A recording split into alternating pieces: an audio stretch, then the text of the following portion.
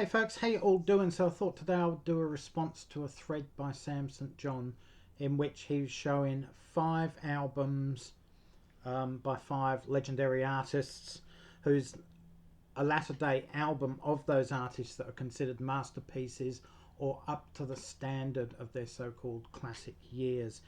Now, there's many artists I could choose from. Some that sprung to mind straight away: Leonard Cohen's "You Want It Darker," the whole American Recordings series from Johnny Cash, Neil Young's "Prairie Wind" or "Chrome Dreams" too, but I have actually picked one of his today anyway. David Bowie, "The Next Day," or Black Star, for example. There's many examples where a great artist has obviously slumped in their career and released one gem of an album towards the latter days of his career or the end of his career, etc. So let's start. The first one I'm picking is "Harvest Moon" by Neil Young, recorded and released in 1982. The idea for the album came about because he'd been asked over the years, over the decades, how about doing Harvest Part 2, or a follow-on from Harvest. Not exactly a follow-on, but he did work in the same studio in Nashville that he recorded most of Harvest on, and had most of the same musicians and backing vocalists on here, like Linda Ronstadt. James Taylor was on here as well.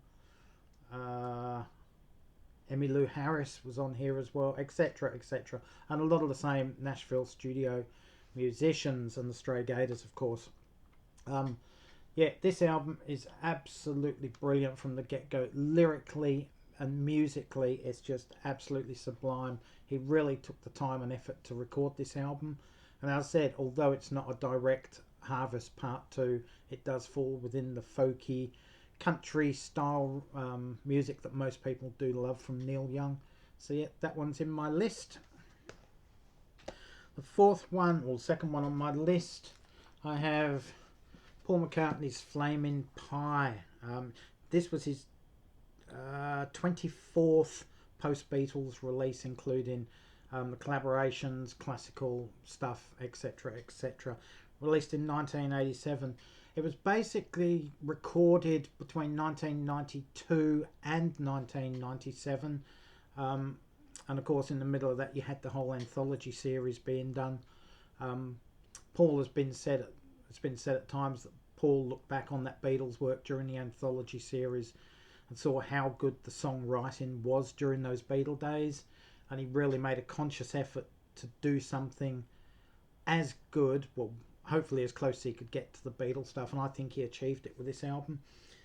Absolutely great album. There's one track I'm not overly keen on, and that's "Used to Be Bad," which is with Steve Miller. Sounds more like a Steve Miller song than a McCartney song, but overall this has all the craftsmanship of the classic Beatles era.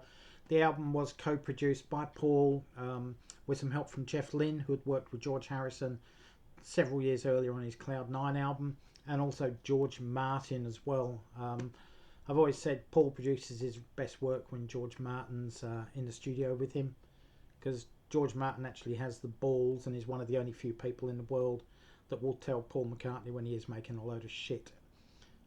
So yeah, he's actually outdone himself with this album, a latter day masterpiece.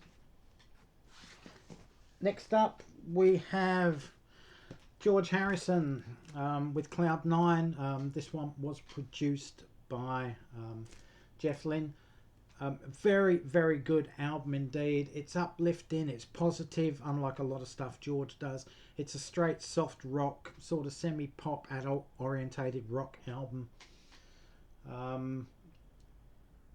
Possibly the weakest track on the album is actually the single "Got My Mind Set on You," which was a #1 hit all over the world for George Harrison, but it was a cover version of an old R&B song by a guy called Rudy Clark, if you want to look that up and listen to his original.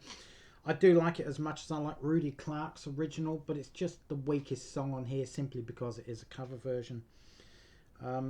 This is pretty much a precursor to the Travelling Wilburys stuff.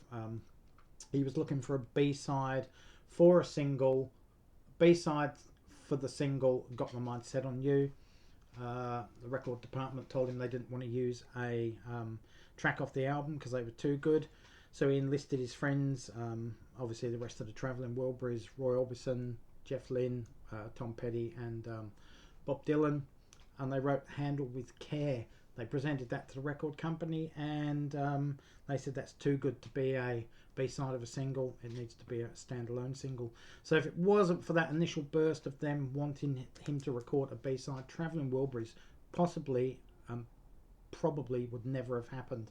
But yeah, this is a fantastic album. He's even happy on the cover, and it shows the spirit of the album with the album cover itself.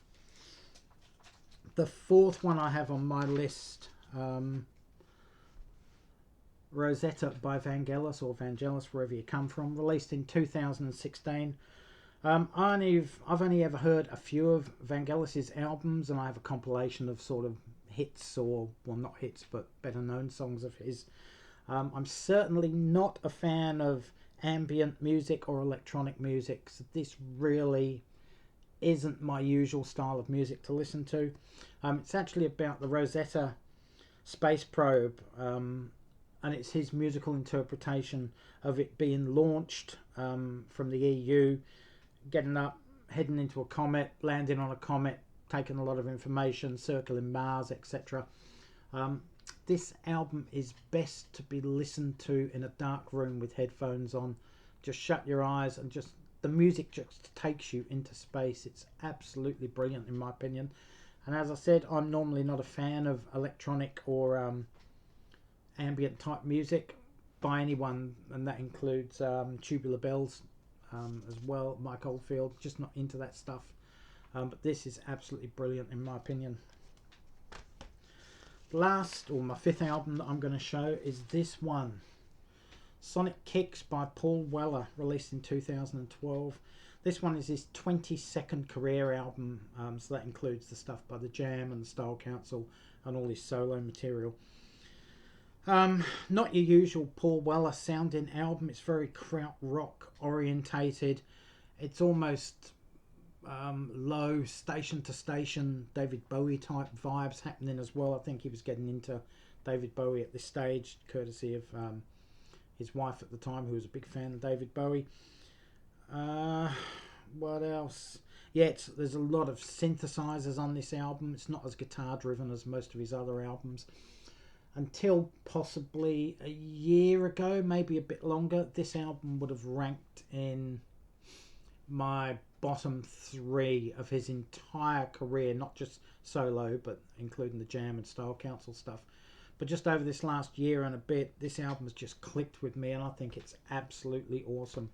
It's a great latter day album. It just shows that even at, as he's heading into his 60s, it's just very eclectic. He's still trying new things, to be outside the think outside the box basically. And yeah, it's just a really, really good album by Paul Weller. Well worth a listen if you've never heard it. Anyway, guys, that's my 5 additions to latter day albums that could be considered masterpieces, or albums that stand up to the classic years of artists. Thanks for the idea in the initial thread, Sam. Really great idea. Anyway, guys, if you like my video, give me the thumbs up. Hit that subscribe button down there. And stay safe, take care. All for now. Catch you around. See you later, folks. Bye.